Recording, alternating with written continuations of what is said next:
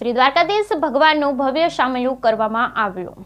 શ્રી દ્વારકાધીશ ભગવાનનું ભવ્ય સામયું કરવામાં આવ્યું. શ્રી ગજાનન ગૌશાળા આયોજિત શ્રી ગૌ ગોવિંદ ગૌ ભક્તમાલ કથાનો બીજો દિવસ.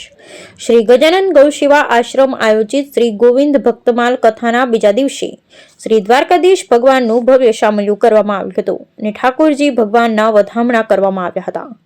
બ્રહ્મચારી પરમ પૂજ્ય મુકુંદ પ્રકાશજી મહારાજે વ્યાસપીઠ પરથી જણાવ્યું હતું કે ધરતી પર ગાય માતાના મળ અને મૂત્રમાં પણ શક્તિ છે. ગાયના ગોબરમાં લક્ષ્મીજીનો વાસ છે.